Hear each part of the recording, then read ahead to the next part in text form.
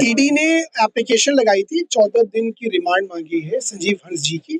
उसको हम अपोज कर रहे थे कि ये बिल्कुल फर्जी मुकदमा है और पीएमएलए के किसी भी मुकदमे के लिए प्रेडिकेट ऑफेंस होना, शेड्यूल्ड ऑफेंस होना ज़रूरी है।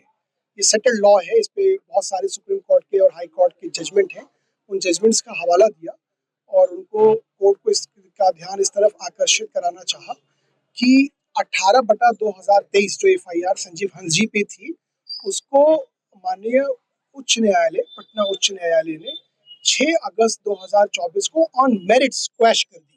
तो जो ईसीआईआर जो दर्ज की थी, उस एफआईआर के आधार पे ये दर्ज हुई है। उनके दस्तावेजों में साफ-साफ लिखा है कि हमने जो ईसीआईआर यानी ईडी ने जो मुकदमा दर्ज किया है, वो 18/2023 एफआईआर के आधार पे किया है।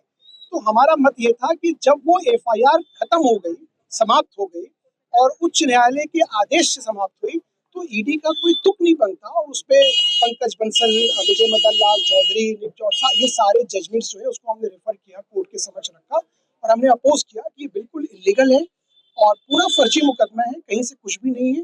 लेकिन चूंकि एक विच हंटिंग चल रही है, तो उस विच हंटिंग के लिए ये अपने वैंडेटा को पूरा करने के लिए ये ऐसे काम कर रहे हैं और इसलिए रिमांड नहीं दी जानी चाहिए।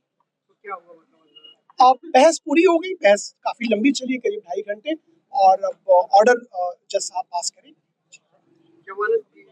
नहीं, जमानत अभी हमने नहीं लगाई, जमानत अभी बहुत प्रीमैच्योर है। अभी हम लोग डॉक्यूमेंट्स का अवलोकन कर रहे हैं क्योंकि इसमें बहुत इंपॉर्टेंट चीज है जो आप लोगों के समझ आनी चाहिए। 17 तारीख के 2 बजे संजीव हंस जी को ईडी का एक समन मिलता है, प्रथम बार, पहली बार, और उसको ये ईडी उनको ये आदेश देती है कि आप 18 तारीख को, 18 अक्टूबर को सुबह 10:30 बजे हमारे समक्ष प्रस्तुत हुई। पहली बार आता है। 17 तारीख को संजीव हंस जी रात में, जो मैंने कोर्ट को मेल की ऑर्डर की कॉपी दिखाई और हमने रखा भी उस पे मेल कोर्ट के रिकॉर्ड पे, कि 17 तारीख को शाम में 9 बजे संजीव जी ने एक मेल भेजी कि मुझे 18 तारीख को मॉर्निंग में दिल्ली जाना है, लेकिन चूंकि आपका समन आ गया है तो मैं इन्वेस्टिगेशन ज्वाइन करूंगा, और अपना बोर्डिंग पास ही भेज दिया कि मैंने कैंसिल कर दिया।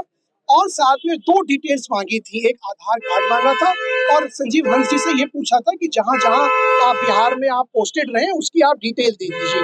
वो भी संजीव जी ने दे दी। उसके बाद जब संजीव जी 10:30 बजे वहां आके पेश हो रहे थे, तो सुबह 6 बजे रेड डालने की आवश्यकता क्या थी? क्या लगता है क्यों फंसाया जा रहा है? आप लोगों ने कहा है कि ये एक विच हंटिंग है और ये एक साजिश है संजीव हंस जी के खिलाफ। उनका बहुत अनब्लेमिश्ड कैरियर रहा है, उन्होंने इतने साल बिहार में सर्विस की है, उन पे कोई दाग नहीं रहा है। लेकिन एक अब कोई जो भी कॉन्स्पिरेसी हो वो तो आगे आके बात उठेगी, पर ये अगर आप लोग डॉक्यूमेंट्स का अवलोकन करेंगे, उसको देखेंगे और समझेंगे, तो ये देखेंगे कि सिर्फ ये फर्जी मुकदमा ही नहीं है, कोर्ट के आदेशों की अवहेलना की गई है। आगे की तारीख की बात की गई, कब की तारीख दी गई है? नहीं, इस पे तो ऑर्डर रिजर्व होता है। रिमांड में तो रिमांड ये अलाउ होगी या डिसमिस होगी, उसके बेसिस पे भी हम लोग बेल लगाएंगे। अभी तो हम डॉक्यूमेंट्स को इवैल्यूएट कर रहे हैं, उसका अवलोकन कर रहे हैं कि केस में और क्या क्या चीजें फर्जीवाड़ा किया गया है, ताकि उसका कोर्ट के समय, उसका बहस के समय उसका सही से जवाब दिया जा सके। मेरा नाम डॉक्टर फर्रुख खान है, मैं दिल्ली से हूँ और मैं संजीव हंस जी का एडवोकेट हूँ।